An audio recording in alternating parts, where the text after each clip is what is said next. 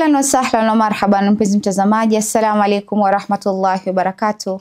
Natumai mzima buheri wa afya. Jina langu ni Haifa Muhammad na karibu katika kipindi kipendacho Upeo wa Asubuhi ndani ya kitengo Ijue Dini Yako. Mpenzi mtazamaji, leo ni furaha na bashasha kuwa naye Sheikh wetu ambaye nadhani tumekuwa naye katika vipindi vingi ya kutuelezea na kutuzungumzia mengi kuhusiana na dini ya Uislamu, na inshallah katika awamu yetu ya leo inshallah tutaenda kufahamu hukumu za sehemu ya kusujudia, na inshallah Sheikh wetu si mwingine bali ni Sheikh Hamis, na inshallah tutazidi kuwa naye kuanzia mwanzo hadi mwisho. Tukirudi kwake tutaweza kufahamu mengi na mengi zaidi. Assalamu alaykum wa rahmatullahi wa barakatuh. Wa alaykum salam wa rahmatullahi wa barakatuh. Karibu sana Sheikh. Shukran. Naam, ni muda sana. Hata hizo studio nadhani zimekutamani. Ni kweli. Alhamdulillah. Alhamdulillah tumerudi inshallah. Bismillah, tukielekea katika mada yetu inshallah tulikuwa tunataka kufahamu kwamba hukumu za sehemu ya kusujudia ni nini, na tunafahamu sijida ni kitu muhimu, ama pahali sehemu mtu anaposujudia ni wapi hasa. Mtu hawezi jua kama je, nikisujudia nikiwa na nguo yangu hivi, je swala yangu inaswihi iko vizuri ama itakuwa pia haifai, ama ni vipi, ni mwenendo gani mtu anafaa kuwa anafanya inshallah. Bismillah. Naam, a'udhu billahi minash shaitanir la'inir rajim. Bismillahir rahmanir rahim. Alhamdulillahi rabbil alamin. Wa sallallahu ala sayyidina Muhammadin wa ala alihi at-tayyibin at-tahirin. Allahumma salli ala Muhammad. Tunamshukuru Mwenyezi Mungu Subhanahu wa Ta'ala kwa kukutana tena. Kwanza kabisa dada yangu na watazamaji wetu wa tukufu, assalamu alaikum wa rahmatullahi ta'ala wa barakatuh. Wa alaikum assalam wa rahmatullahi ta'ala wa barakatuh. Naam, tunakutana tena kuweza kujifunza mambo ambayo yanahusu dini yetu tukufu inshallah. No. Na katika msururu wetu wa mada yetu ya kuhusiana na swala, bado tuko kwenye vitangulizi vya swala. Ambao tulikuwa tunazungumzia hukumu ya sehemu ya kuswalia. Na sasa tumefika hukumu ya sehemu ya kusujudia. Kani hapa nitazungumza kuhusiana na sehemu ya kusujudia ambayo ni bapa la uso. Inaitwa Masjidul Jabha. Masjidul Jabha. Hukumu zake ni zipi na ni vitu gani ambavyo vinafaa kusujudu juu yake?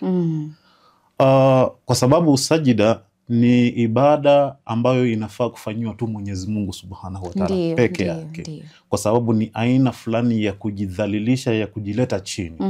Na Mwenyezi Mungu Subhanahu wa Ta'ala amemuumba binadamu akiwa ni mkarimu. Ina maana hafai kujidhalilisha isipokuwa kwa yule muumba wake. Yule muumba wake. Sijida, mara nyingi sijida ina reflect hii aina ya ibada. Kwa hivyo anafai kusujudiwa ni Mwenyezi Mungu tu peke yake. So tunapokuja katika swala, miongoni mwa vitu muhimu sana au katika vitendo vya swala ni sajida. Lakini hapa tutazungumza sehemu ya kusujudia. Inatakana iwe vipi? Kitu cha kwanza, sehemu ya kusujudia inamaanisha sehemu ile ambayo unaweka paji la uso. Kwa sababu sajida kama kitendo cha swala inakamilika kwa viungo 7 kwa chini.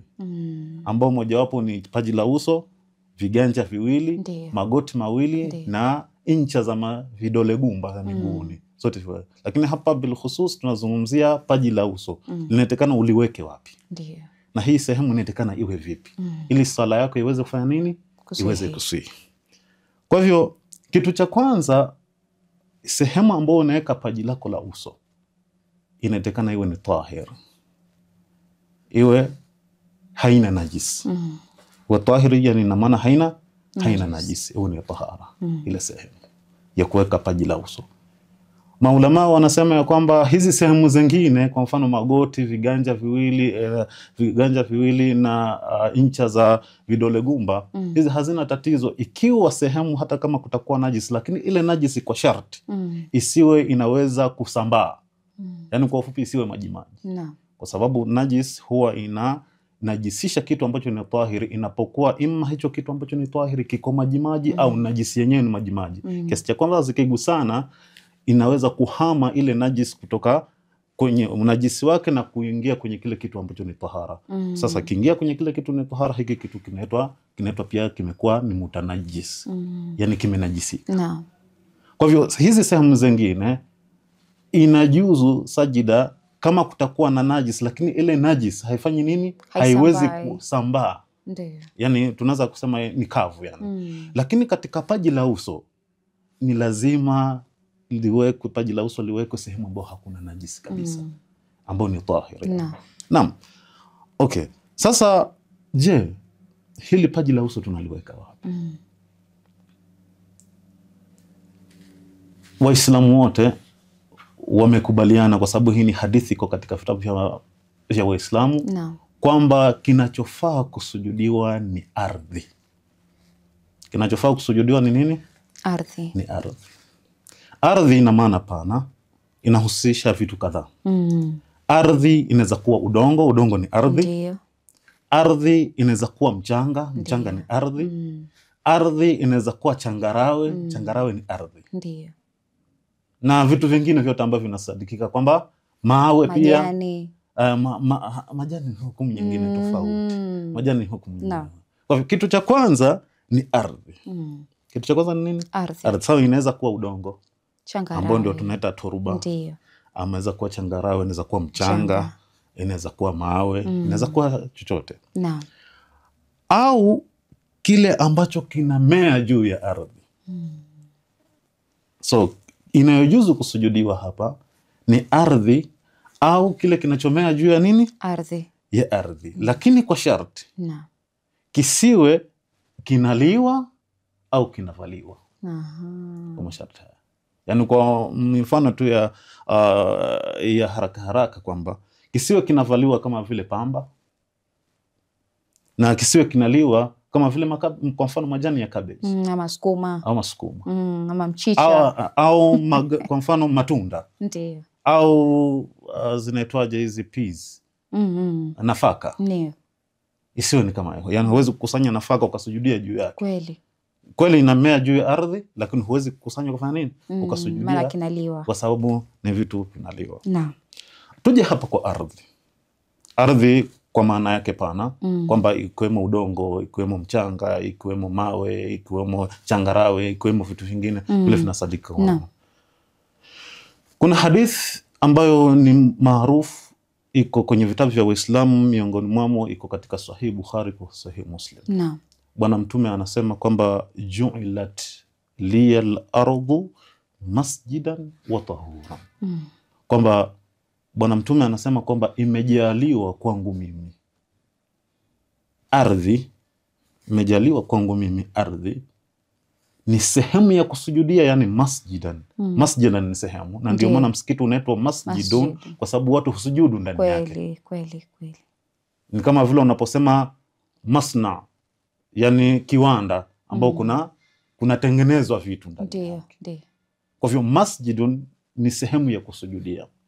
Kwa hivyo Bwana Mtume Muhammad sallallahu alaihi wa alihi wasallam anasema kwamba ju'ilat liyal ardu masjidan wa tahuran, kwamba ardhi imejaliwa kwangu mimi kwanza ni sehemu ya kusujudia, na vile vile nafanyia tahuran. Na ndio maana tulizungumza katika tayammum kwamba unaweza kutumia ardhi au mchanga badala ya nini? Badala ya maji kufanya nini? Kufanya wudhui au ghusl. Na ikawa iko sahihi. Kwa hiyo Bwana Mtume anatoa maelekezo kwamba mchanga umejaliwa kwangu mimi ni sehemu ya kufanya nini? Ya kusujudia, na vile vile ni sehemu ya kujitaharishia pia. Kwa hivyo hii ni hadithi ambayo ni maarufu. Na Waislamu wote, madhehebu zao wote wanaikubali hadithi, na inajuzisha kusujudu juu ya nini? Juu ya ardhi. Bali tukaenda katika hadithi nyingine, Bwana Mtume anasema al-ardhu laka masjidan fahaithu ma adrakta as-sala fasalli, kwamba ardhi imejaliwa kwako wewe ni sehemu ya kusujudia. Kwa hivyo wakati sehemu yoyote swala inapokupata, fanya nini? Swali. Juu ya nini? Juu ya ardhi. Hakika. Tukinukuu hadithi nyingine kutoka kwa al-Imamu Jafar Sadiq alayhi salam, anasema kwamba la tasjud illa ala al-ardi au ma ambatat al-ardu illa al-qutna wal-kitan. Kwamba Imamu Jafar Sadiq anakuja anasherehesha zaidi kwamba la tasjud, kwamba usisujudu isipokuwa juu ya ardhi, isipokuwa juu ya ardhi au kile kilichomea juu ya ardhi, isipokuwa nini? Isipokuwa pamba na kitani. Kitani ni miongoni mwa mimea pia ambayo inatoa nyuzi inayotengenezewa nguo. Mara nyingi inapatikana Mashariki ya Kati, kitani. Kwa hivyo Imam Jafar Sadiq anajaribu kusisitizia, anafafanua zaidi hadithi ya Mtume kwamba kusujudu ni lazima iwe juu ya ardhi au kile ambacho kinafanya nini? Au kile ambacho kinamea juu ya ardhi. No. Kwa hivyo tunapata ya kwamba kulingana na mwongozo huu, tunapata ya kwamba kitu ambacho kinafaa kuwekewa paji la uso katika haraka ya kusujudu ni ima ni ardhi au kile kinachomea juu ya ardhi. Ndiyo. Katika ushahidi huu ambao tumeweza kuleta hapa, zipo riwaya nyingi lakini tutosheke tuna hizi. No. Swala linakuja sahihi. Kusujudu juu ya turba. Ndiyo. Swali ambalo lina utata zaidi, ukiangalia wengi wana mijadala yake sana. Kuna mijadala. Kitu cha kwanza nataka nifafanue mambo mawili. Naam. Kuna kusujudu juu na kusujudia. Kwa Kiarabu tunasema as-sujudu ala au as-sujudu lil. Kwamba je, tunasujudu juu ya turba au tunaisujudia turba? Turba ni nini mwanzo? Turba ni turab, kutoka turab, yani ni udongo. Lakini ilichozoeleka ni huu udongo ambao umefinyangwa ukaletwa pamoja ukaumbwa ambao ukatengenezwa hiki kitu. Kwanza na ni udongo wa sehemu yoyote ile. Kwanza nataka nifahamike kwamba ni udongo wa sehemu yoyote. Kwa sababu Bwana Mtume aliposema ju'ilatil ardhi, hakuweza kuspecify kwamba ni ardhi ya sehemu fulani tu wala ya sehemu fulani hairuhusiki. La, hapa ni kwamba ni ardhi mutlaq, yani in general ardhi. Na ikiwa kwa hiyo ikiwa ni mchanga pia ni mchanga wa kila sehemu, kwa sababu haimaanishi kwamba mchanga wa Nairobi ndio turba. Kwa mfano udongo wa Nairobi ndio turba, lakini udongo wa sehemu nyingine sio turba. Au udongo wa Karbala ndio turba, udongo wa sehemu nyingine sio turba. Kwa hivyo nikija katika pointi yangu ya kwanza kwamba je, ni tunasujudu juu au tunasujudia? Jawabu ni kwamba sisi hii sasa kwa Mashia, sababu ndio wanaotabikisha hii sunna, ni kwamba Mashia itikadi yao ni kwamba hawasujudii turba, bali wanasujudu juu ya turba. Na kweli ile paji la uso linaenda juu ya turba. Hii paji la uso linawekwa juu ya turba. Wala hatusujudii ile turba. Maana kusujudia kitu ni kama kile kitu unakika pale mbele, alafu unakisujudia hicho kitu. Sasa kama ingelikuwa tunasujudia turba, ingelikuwa na ishkali sana. Kwa sababu anayefaa kusujudiwa ni nani? Mwenyezi Mungu peke yake. Na tunafanya kama Waislamu wengine wanavyofanya wote. Kwa sababu wale ambao wanasujudu juu ya busati kwa mfano, je, wanasujudia busati? Hawalisujudii busati. Hawalisujudii busati. Ndiyo. Je, wale wanaosujudia kwa mfano kwenye mikeka, je, wanasujudia mkeka? Hapana. Je, wale wanaosujudu kwa mfano juu ya kitambaa, je, wanasujudia kitambaa? Hapana. La hasha, ni kwamba wanaweka paji lao la uso juu ya kitambaa. Kwa hivyo nataka nifahamike ya kwamba Mashia wanasujudu juu ya turba, wala hawaisujudii turba. Naam. Hicho ni kitu cha kwanza. Na je ni bida au ni kitu kinaruhusiwa? Je, ni bida au ni kitu kinaruhusiwa? Naam.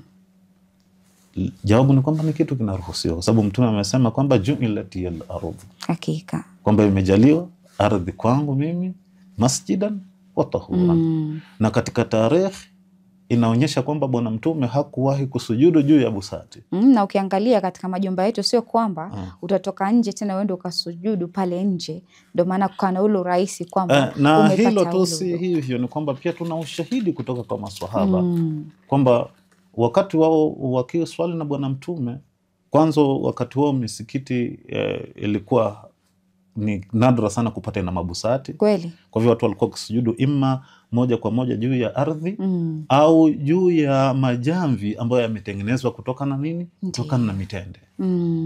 Kwa mfano riwaya kutoka kwa sahaba mkuu Jabir ibn Abdullah al-Ansari amenukuliwa anasema, kuntu usalli ma'a rasuli sallallahu alayhi wa alihi wa sallam dhuhran fa akhudhu qabdatan min hasa fi kaffi litabruda hatta asjuda alaiha min shiddati al-har. Jabir ibn Abdullah anasimulia kwamba sisi tulikuwa tukiswali na bwana mtume. Tunafanya nini? Tunachukua changarawe za moto tunazipoza. Tunazipoza ili tusujudie juu yake kwa sababu kulikuwa na joto sana. Kwa hivyo hii ni amalia pia imefanywa pia na masahaba. Naam. Kwamba mtume na masahaba wake hawajawahi kusujudia nini? Hawajawahi kusujudia busati. Walikuwa wakisujudu juu ya nini? Juu ya ardhi. Ndiyo. Kwa hivyo tunapata ya kwamba chenye kusujudiwa hapa ni ardhi. Sawa sawa? Ndiyo. Kwa hivyo dalili ya kwanza kwa nini tunasujudu juu ya turba ni kwamba ni kiakili, kwamba asli ya kusujudu juu ya udongo ni kwamba ni kitu kinaruhusiwa. Ndiyo. Ni kitu kinaruhusiwa kwa sababu udongo ni mojawapo ya ardhi. Naam. Udongo ni mojawapo ya nini? Ya ardhi. Ndiyo. Sasa inaweza kuwa kasujudia udongo, unaweza kasujudia majani, unaweza kasujudia mkeka uliotengenezwa kwa mfano na vitu ambavyo na miti ambayo imemea moja kwa moja kutoka kwenye ardhi. Kwa hivyo ifahamike kwa kwamba dalili ya kwanza ni kwamba kusujudu juu ya turba bila asili, katika asili ni kwamba ni kitu kinaruhusiwa kwa sababu turba ni katika ardhi. Kwa hivyo tunakuwa hapo hatuna ishkali yoyote. Mashaallah, mashaallah Sheikh, shukran sana. Hakika umeweza kuelezea vizuri, ni jambo ambalo angalau litapa watu mwangaza kuhusu kwa nini mtu akiona mshia anasujudia turba ashaweka kwanza kabla hujaamua kwenda kutafuta ile elimu, inakuwa ngumu sana mtu kuwa na uelewa. Shukran sana. Kurudi kwako mpenzi mtazamaji, natumai katika awamu ya kwanza tukiwa na Sheikh wetu ambaye si mwingine ni Sheikh Hamis umeweza kufahamu mawili matatu ambayo ameweza kuiangazia, na inshallah tutakaporudi awamu ya pili utaweza kufahamu mengi ambayo ameweza kutuandalia ili kufahamu mengi kuhusiana na dini yetu. Mpenzi mtazamaji, acha tuchukue mapumziko, tutakaporudi tutaendelea zaidi.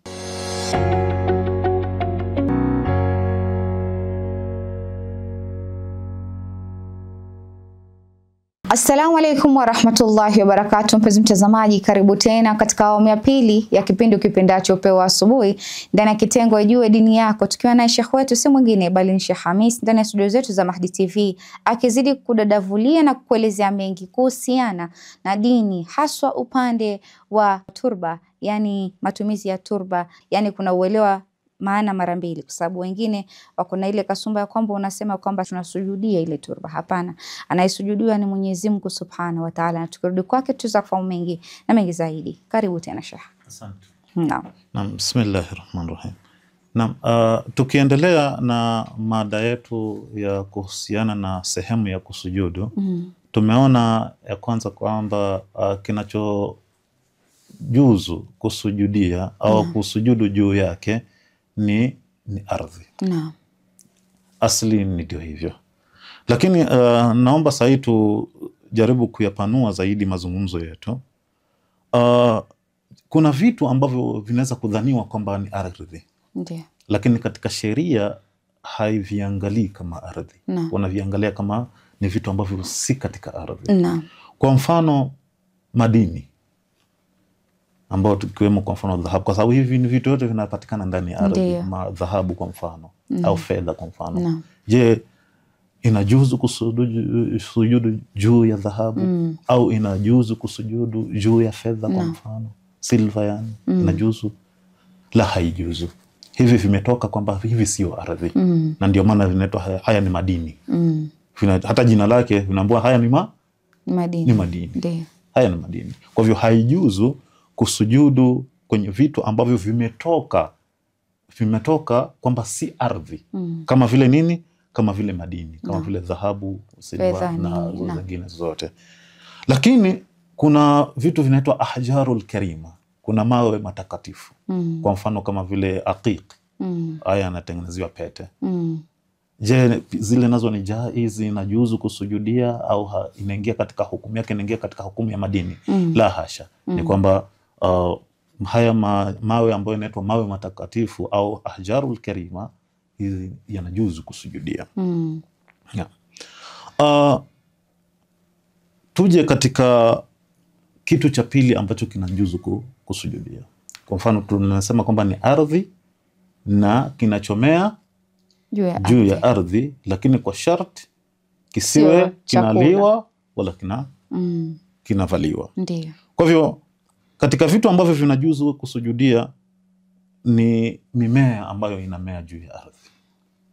Mimea ambayo inamea juu ya ardhi, lakini kwa sharti isiwe ile mimea inavaliwa, ni ya kuvaliwa.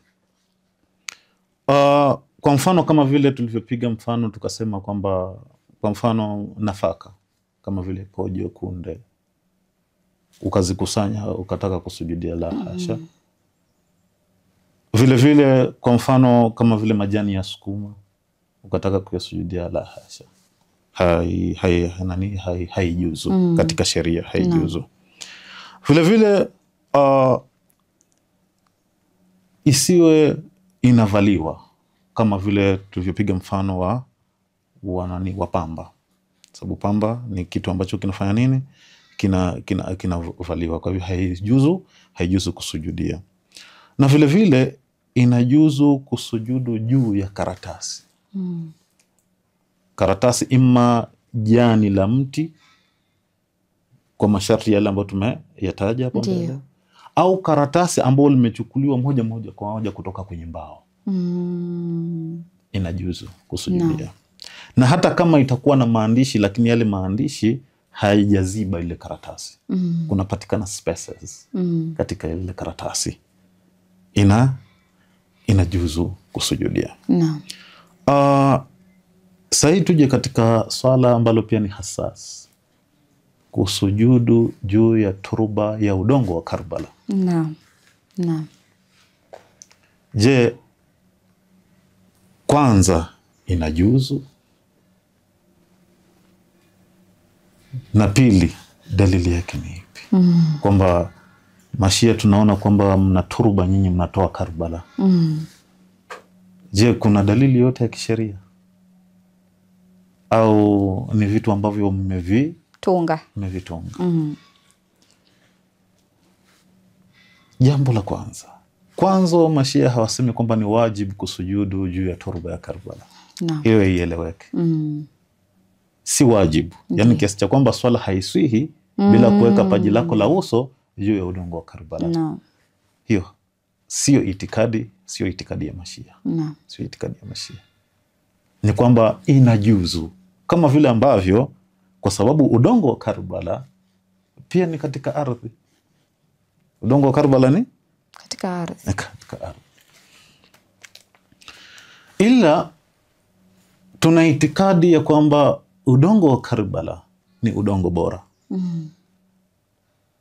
Ni bora kuliko udongo wa sehemu nyingine. Na hii tunaichukua kutoka kwa Bwana Mtume Muhammad sallallahu alaihi wa Allahumma salli ala Muhammad wa Muhammad. Katika riwaya ambayo nikitaja tu miongoni mwa wapokezi, imepokewa na Wanahakim An-Nisaburi katika Mustadrak As-Sahihain. Riwaya ambayo inaelezea kwamba imepokewa na Ummul Mu'minin Salama, ambayo inaelezea kwamba Jibril, siku moja Jibril, Bwana Mtume alikuwa nyumbani kwa Salama. Jibril akashuka kumpatia habari za kuuliwa kwa mjukuu wake al-Imam Hussein alayhi salam, na katika ardhi ile ambayo atakufa. Then Bwana Mtume akamuomba Jibril kwamba amuonyeshe udongo wa ile ardhi ambayo mjukuu wake atauliwa. Jibril akamletea udongo. Riwaya inasema alikuja na turbatul hamra, kwamba udongo mwekundu. Na alipoamka akiwa ameshikilia huu udongo, Salama akamuuliza, huu udongo umetoka wapi ya Rasulullah? Ndio akamwelezea hicho kisa chote, ndio akamwambia huu ndio udongo ambao Husaini atauliwa. Na huu udongo Bwana Mtume alikuwa akiubusu mara kwa mara, na akamwagiza Ummu Salama kwamba auweke ndani ya chupa huu au ndani ya chombo huu udongo. Siku akiona kwamba huu udongo umekuwa una damu, basi ajue kwamba siku hiyo ndo atakuwa ameuliwa mjukuu wake ambaye ni Hussein. Kwa hivyo ni udongo ambao Bwana Mtume aliubusu, aliuthamini. Na sisi bila shaka sisi ni wafuasi wa nani? Wa Mtume. Na bila shaka sunna ni kufanya alichofanya Mtume. Kwa hivyo sisi tukiuchukua ule udongo ambao ni wa Karbala, tukauhusisha kwenye ibada ambao ni muhimu zaidi, ambao ni ibada ya swala. Na katika riwaya tunaambiwa as-sala amudu din, kwamba swala ndio uti wa mgongo wa dini, ndio nguzo ya dini. En kubilat masiwa, ikikubaliwa swala, matendo mengine yanapata nafasi pia kufanya nini? Ya kuangaliwa na yako. Na in ruddat masiwa, na swala kama itarudishwa, kama haitakubaliwa Mwenyezi Mungu Subhanahu wa Ta'ala, kuna uwezekano pia yale matendo mengine yasiangaliwe. Kwa hivyo bil asl kwamba udongo wa Karbala ni udongo kama udongo mwingine wote ambao hukumu yake ni jaiz, inaruhusiwa kusujudu juu yake, yani kuweka paji la uso juu yake. Pili ni kwamba tunaitakidi ya kwamba udongo wa Karbala ni udongo bora na una thamani, kama vile Bwana Mtume alivyouonyesha nini? Au alivyoonyesha thamani. Labda nisome hii riwaya kwa nani? Riwaya inasema hivi, inapatikana katika Mustadrak ala Sahihain.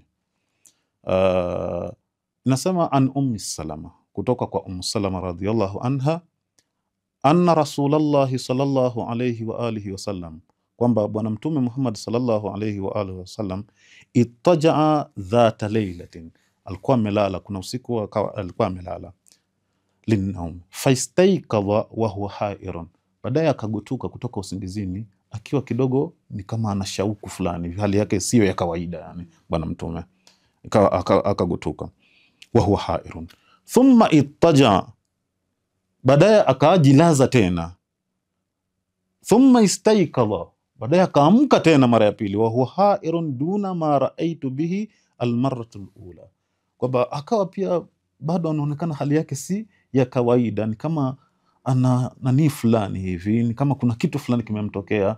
Ummu Salama anasema hali yake mara ya pili ilikuwa iko zaidi ya ile ya mara ya kwanza.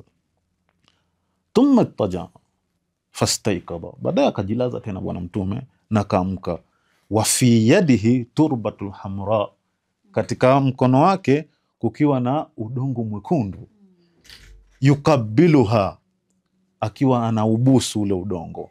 Fakultu ma hadhihi turba, akamuuliza Ummu Salama, huu ni udongo wapi? Mbona una udongo ya Rasulullah? Akamwambia Bwana Mtume, akamwambia akhbarani Jibrail anna hadha yuqtalu bi ardi al-Iraq lil Husayn, fakultu li Jibril arini turbata al-ardi allati yuqtalu biha fahadhihi turbatuha, kwamba akamweleza kwamba Jibril amenijia akanieleza ya kwamba huu udongo unaoona hapa ndiko atakaouliwa Husaini. Kwa hivyo nikamwambia ya kwamba, nikamuuliza, nikamuomba nionyeshe huu udongo. Kwa hivyo Bwana Mtume ndio Jibril akamletea udongo, na Bwana Mtume alikuwa akiubusu huu udongo. Kwa hivyo kitendo cha Bwana Mtume kuubusu ule udongo ni kwamba ule udongo una thamani, kwa sababu Bwana Mtume hafanyi vitu tu hivi hivi. Ndio. Na sisi mpaka kusema kwake ya kwamba huu udongo uweke, siku ukiuona umekuwa mwekundu, jua kwamba tukio litakuwa limetokea. Kwa hivyo kitendo cha kubusu ule udongo Bwana Mtume ni kitendo cha kwamba ya kuupa ubora huu udongo. Kwa hivyo sisi Mashia tunaitakidi kwamba udongo wa Karbala ni udongo bora, kwa dalili kwamba Mtume mwenyewe alianza kuonyesha huu udongo kwamba ni udongo bora.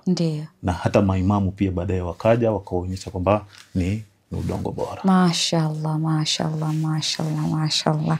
Hicho ni kitu kizuri sana Sheikh, kwa sababu Ukiangalia kuufahamu hasa wengi kutoka nje na kuuliza kwa nini hasa nyinyi mnapenda sana kutumia udongo wa nini Imam. Wengine husema kabisa mnaenda mnachukua udongo katika kaburi la Imam Hussein. Niko ukiangalia jengo tayari lishajengwa kwa nini ya Imam Hussein, Hussainia yake iko. And then kuna ile kwamba watu wanaulizia zaidi kwa nini nyinyi Mashia ndo mnaamua mchukue udongo mwingine. Sasa unajua kwa itikadi kwa akili yao ni kwamba wameweka hawa watumie udongo mwingine isipokuwa la hasha, ni kwamba kuna turba za kutoka sehemu tofauti tofauti na hata wewe mwenyewe nyumbani unaweza kujitengenezea turba yako ya udongo pale pale unapo. Yani ili mradi tu sujudu juu ya ardhi, kwa sababu udongo ni katika sehemu ya ardhi na tumeambiwa katika riwaya kwamba kitu kinachosihi kusujudia ni mojawapo ni ardhi. Mashaallah Sheikh.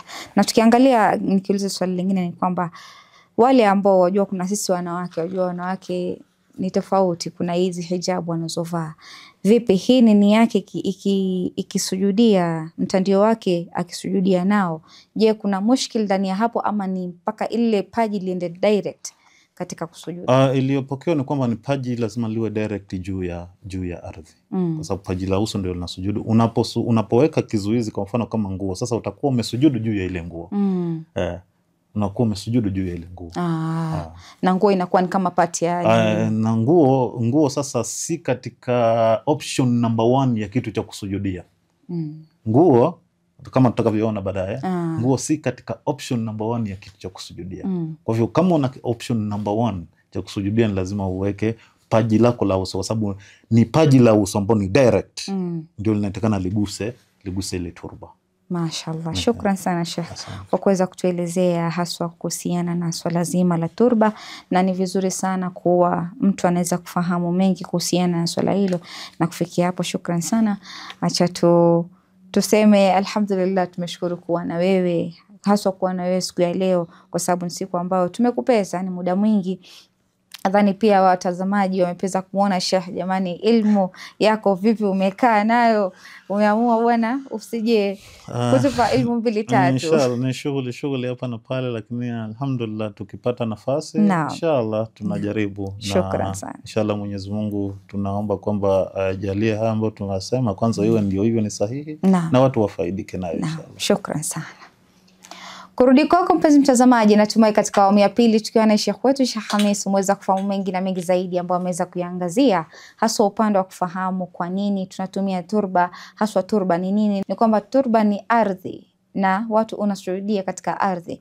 Unajua hakuna kitu kizuri zaidi kama kumwabudu Mwenyezi Mungu Subhanahu wa Ta'ala. Mpenzi mtazamaji, kufikia hapo mimi sina mengi ya kusema isipokuwa ni kukwambia maasalam, ila kabla ya hapo usikose kusubscribe katika video zetu katika YouTube channel yetu ya @Mahdi TV Kenya, na inshallah uweze kufaidika na mengi zaidi.